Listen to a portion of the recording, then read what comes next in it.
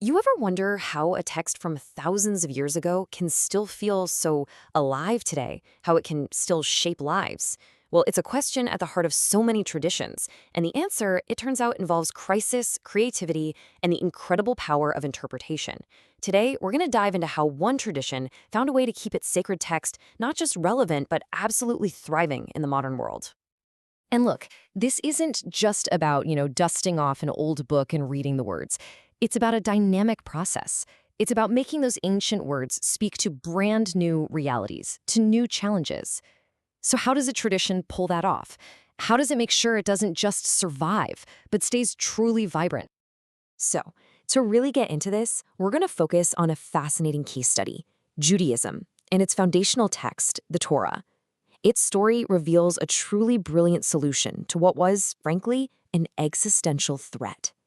For centuries, the Torah was the absolute bedrock of Jewish life, of law, of ritual.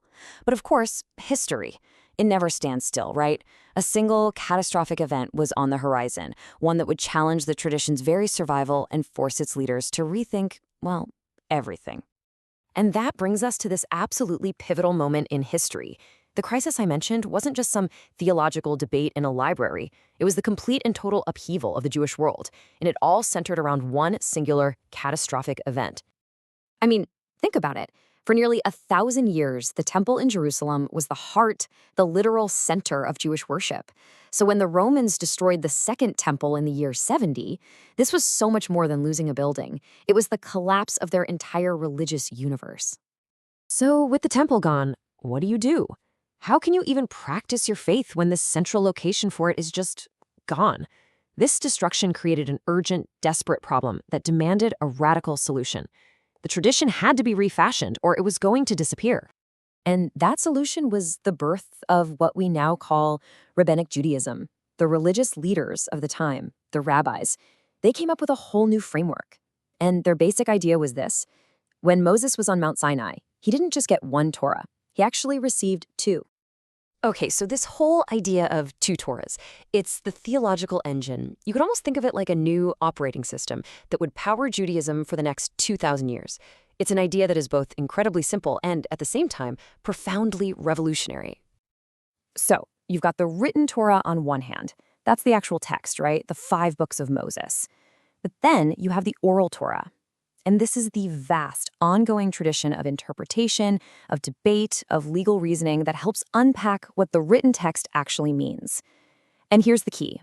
The rabbis claimed that this oral Torah was also divinely revealed at Sinai. And that right there, that was the brilliant, game-changing move.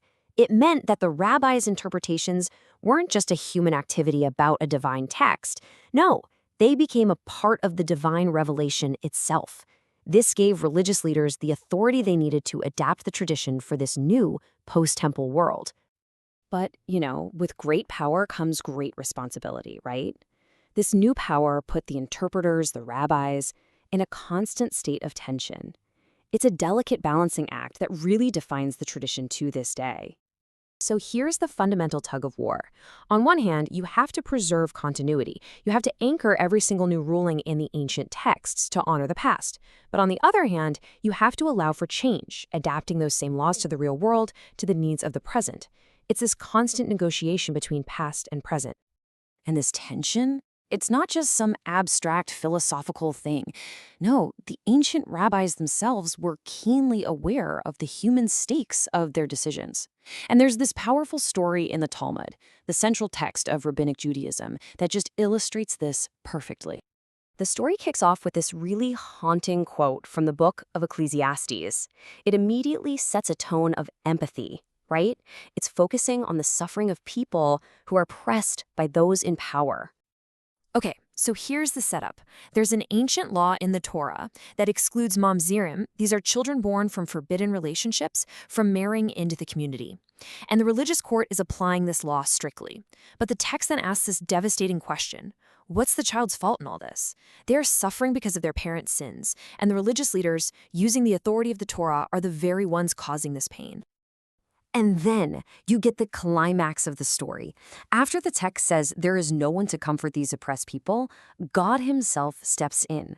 He says, "It is my task to comfort them." In this absolutely stunning moment, God sides with the victims of the law, not with its official interpreters. I mean, this is just an incredible moment of self-criticism, especially because it was written by the religious leaders themselves. They are openly acknowledging that while the divine law might be perfect, its human interpreters, well, they can fail. They can fail to balance the letter of the law with simple compassion. It's a jaw-dropping admission of their own fallibility. So this incredible legacy of interpretation, of self-reflection, it didn't just stop with the Talmud. Not at all. It directly shapes the diverse landscape of modern Judaism, where this very same tension continues to play out every single day. You can actually see this play out today in the different Jewish movements. Orthodox Judaism tends to prioritize that continuity, emphasizing strict observance of traditional law. On the other end of the spectrum, you have Reform Judaism, which prioritizes change, seeing the law more as a set of guiding principles. And then right in the middle, Conservative Judaism says, okay, the law is binding, but we have to interpret and adapt it for modern life. Each one is a modern answer to that same ancient challenge. So when you step back and look at the big picture, this creative struggle, this ability to hold the past and the present in this constant dynamic tension, that's really one of the key reasons Judaism has endured through centuries of incredible change and challenge. It's not a weakness, it's the tradition's greatest strength. And, this isn't just a story about Judaism.